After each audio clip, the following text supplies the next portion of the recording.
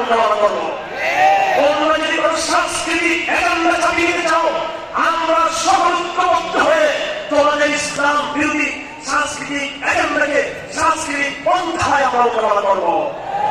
আমি পরিষ্কার বলতে চাই, ইসকনের নাম ধরে এবং হিন্দু বৌদ্ধ খ্রিস্টান ঐক্য পরিষদের নাম ধরে এবং ভারতীয় গোয়েন্দা সংস্থার নাম ধরে বলে দিতে চাই, বাংলাদেশের তারা যদি ইসলামের বিরুদ্ধে কোন রকমের সহিংস সশস্ত্র সামরিক পন্থা চিন্তা করে তাদের জুলুম চাপিয়ে দেয়, সেই পথেই তাদেরকে ওইভাবেই মোকাবেলা করা হবে ইনশাআল্লাহ।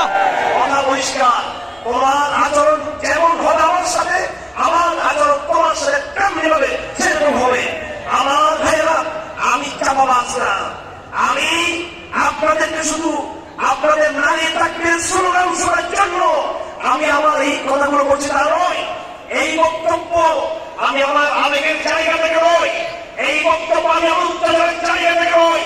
বাংলাদেশে কঠিন সন্দিগ্ধ হয়ে যাচ্ছে, সেদিন আমরা থাকলাম, কিন্তু এই দেশের তরুণ সমাজ নতুন বিপদে পড়বে।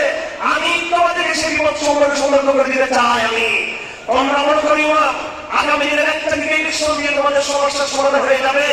তোমরা মনে করিও না যারা নতুন নতুন খবর আসছে তাদের সুন্দর সুন্দর কথার উপর জুড়িয়ে সমাধান হয়ে যাবে। এই বাংলাদেশকে আমি তথ্য দিতে চাই, এখানে যারা আছেন বিশেষ করে তথ্য দিতে চান, আমি চাই এই তথ্যগুলো দেওয়ার জন্য আপনাদেরকে। ইতিমধ্যে ইসরায়েল ভারতকে বলে দিয়েছে, ইসরায়েল ভারতকে অনেক বছর আগে বলে দিয়েছে, যখন হামাস তাদের সশস্ত্র সংগ্রাম শুরু করেছিল 2013 সালের অক্টোবরে, সেই সময় ইসরায়েল ভারতকে পরিষ্কার বলে দিয়েছে এবং ভারতীয় গোয়েন্দা সংস্থা বাংলাদেশের গোয়েন্দাদেরকে বলে দিয়েছিল হাসিনার আমলে। সেটা হলো যে ফিলিস্তিনে আরব দেশে ইহুদিবাদী খ্রিস্টানবাদী অগ্রশক্তি অ্যাক্সেস পাওয়ার, তারা ইসলামকে কেমন ভাবে দমন করতেছে, তারা ওদিক থেকে এদেরকে বলে দিয়েছে, এই হিন্দুত্ববাদী ভারত, তোমরাও পাবেন মুসলমানকে সে পদ্ধতিতে দামানোর প্রস্তুতি তোমরা গ্রহণ করো। ভারত এবং ইসরায়েল ঐক্যবদ্ধ হয়েছে বাংলাদেশের বিষয়ে। আর আমেরিকা কিছু ভালো ভালো কথা বলবে, আমেরিকার সাথে কথা বলে কোনো লাভ নাই। 2013 সালে জামাত ইসলামী যখন যুদ্ধাপরাধের বিচার হচ্ছিল, জামাত শিবির অনেক লবি করেছিল। এই কথাগুলো বললে আমাদের ভাইরা করতে পারে, এটা সত্য কথা, এটা স্বাভাবিক হতে পারে, এটা বৈধ জিনিস। লবি করতে হবে এবং আপনাকে মিডিয়াতে, আন্তর্জাতিক মিডিয়াতে বিভিন্ন কাজ করতে হবে।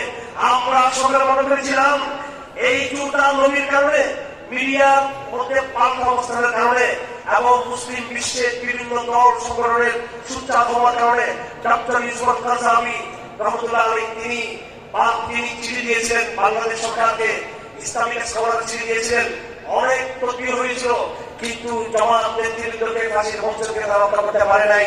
কেন পারে নাই? সেই সব গবেষণা করে দেখলাম, একদিকে আমেরিকা বলতে চায় যে জামাত ইসলামী জঙ্গি সংগঠন না, জামাত ইসলামী মোটামুটি মডারেট বা জামাত ইসলামী উদারবাদী সংগঠন। সেই আমরা মনে করতেছিলাম যে আমেরিকা হলো এইভাবে ভারতীয় এজেন্ডা জামাত শিবিরের নেতাদেরকে ফাঁসি দেওয়া, এই এজেন্ডা আমেরিকা বাস্তবে হতে দেবে না।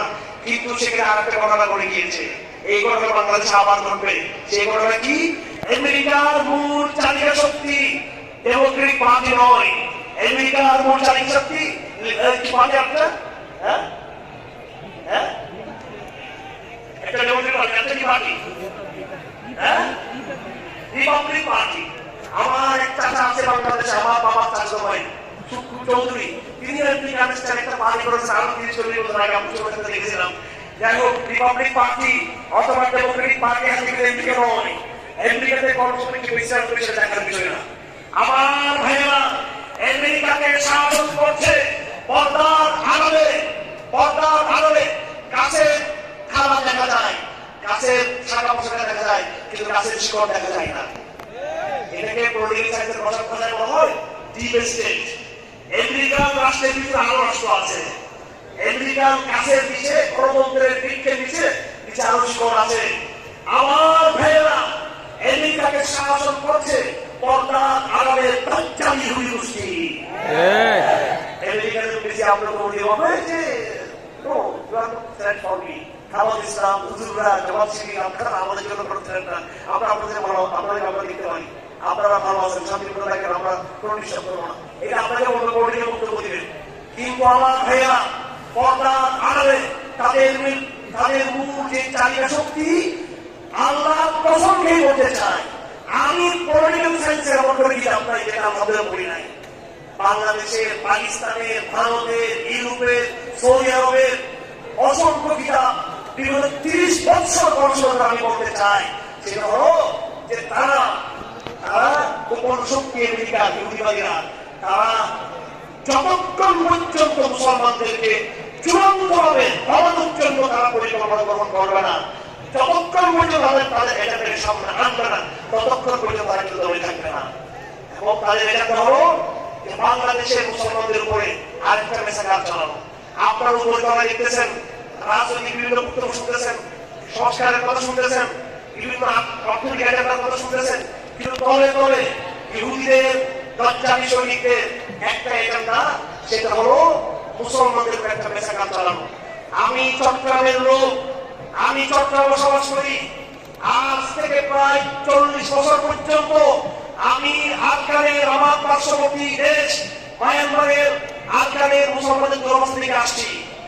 এই আরাকানে রোহিঙ্গা এলাকাতে আমাদের ওলামায়ে কেরাম, হাট হাজারি এবং ঢাকা ওলামায়ে কেরাম শিশু করছিলেন, বিশেষ করে চট্টগ্রাম ওলামায়ে কেরাম সেই সময় অহরহ সেখানে গিয়ে পড়াই দরজ দিতেন, ওয়াজ মাহফিল করতেন।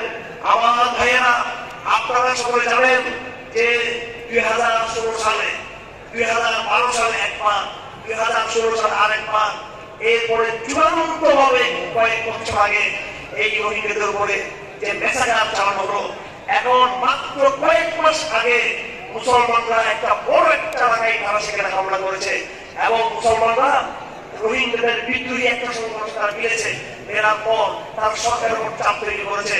তখন সরকার বললো মুসলমানদেরকে যে তোমরা আমাদের পক্ষে থাকো, তোমরা যারা বিদ্রোহী আছে এই বিদ্রোহীর পক্ষে থাকি না।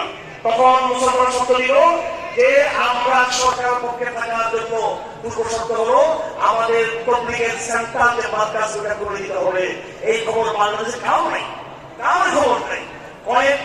কয়েক মাস আগে, এটা 4-5 মাস আগের ঘটনা, আমি একমাত্র আমার ফেসবুকে শেয়ার করেছি।